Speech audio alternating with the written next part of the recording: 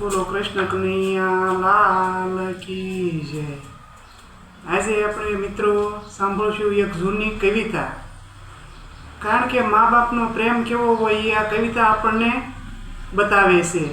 આપણે નાના હોય ને ત્યારે મા બાપે કેટલું દુઃખ વેઠ્યું હોય, દુઃખ વેઠીને આપણને મોટા કર્યા હોય, આપણે મોટા થઈને મા બાપને ભૂલી જઈએ અને વૃદ્ધાશ્રમમાં મેળવા જઈએ છીએ ત્યારે આપણે વિચાર કરવો પડે। કારણ કે નાના હોય ને ત્યારે મા બાપે કેટલું દુઃખ સહન કર્યું એ સંતાનને ખબર જ નથી હોતી। તો આ કવિતા આપણે સાંભળશું ત્યારથી આપણને ખબર પડશે કે મા બાપ કેટલું દુઃખ વેઠે છે। તો સરસ મજાનું આ માના હૈયાની વાત છે કે માને બાળક ઉપર પ્રેમ કેટલો હોય। હતો હું સૂતો પારણે પુત્ર નાનો, રડું શેકતો રાખતું કોણ સાનો, મને દુખી દેખી દુખી કોણ થાતું, મહા હેતવાળી દયાળી જમાતું, સુકામાં સુવાડે ભીને પોઠી પોતે, પીડા પામું પંડે તજે સ્વાદ તો તે। બાળક નાનું હોય ને ત્યારે ખાટલામાં પેશાબ કરી જાય છે, સંડાસ બેસી જાય છે અને માં છે ને એ બાળકને સૂકામાં સુવડાવી દેશે ને માં પોતે ભીનામાં સૂવે છે। એ બેવડું ગોદડું પાથરેલું હોય ને તે ગોદડાનો છેડો ભીના ઉપર વાળે અને માં ન્યાસ પોટી જાય છે અને બાળકને સૂકામાં સુવડાવે છે। તો આ માની વેદના કોઈ જાણતું નથી કે માએ કેટલી વેદના વેઠે છે। તો આ કવિતા આપણને ઘણું સમજાવી જાય છે।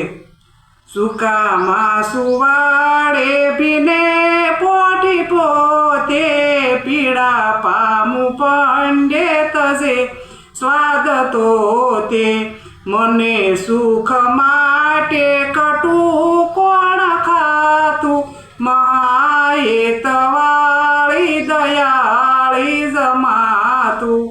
બાળક નાનું હોય ત્યારે રોતું હોય, પેટમાં દુખતું હોય તો માને ખબર પડી જાય કે મારા બાળકને આજ મજા નથી। તો માં પોતે બાળક પેટ ભરતું હોય, ધાવતું હોય એટલે માં પોતે કડવું પીવે છે, બાળકને કડવું પાય છે, કાંક કરિયાતું પાય, કાંક કડવી ગોળી પાય અને આવી રીતે માં બાળકને ઉછેરીને મોટો કરે છે। અને એ બાળક મોટો થઈ અને માને દુઃખ દે ત્યારે માની વેદના ક્યાંય સમાતી નથી।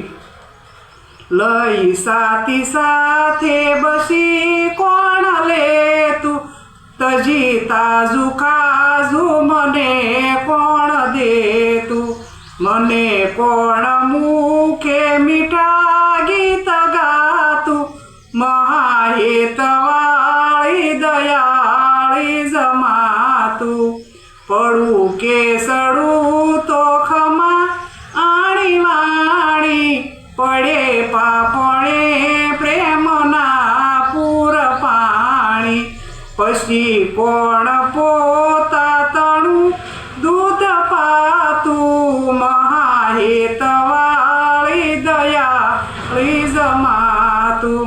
માએ બાળકને પારણિયામાં પહોંચાડ્યો હોય, બાળક થોડીક માને આવતા વાર લાગે એટલે બાળક ઠેકડો મારી પારણિયામાંથી નીચે પડે તોય માં ખમ્મા બટા તને એમ કહીને અને આવી વાણી વાપરે છે। એક એક શબ્દ આ કવિતાના સાંભળીએ ને તો આપણને ખ્યાલ આવે કે આ કવિતા શું કહેવા માંગે છે।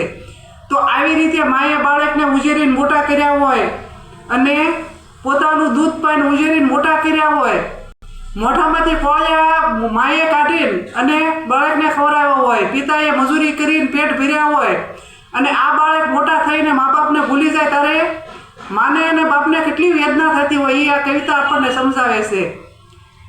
એટલે જ કીધું છે ને કવિએ કે જનની જણ તો જગત ભગત જણજે અને કા દાતારને કા સૂર, નહીતર રહેજે વાજણી તારું મત ગુમાવીશ નૂર। તો એટલું કહીને આજ મારી વાણીને વિરામ આપું છું।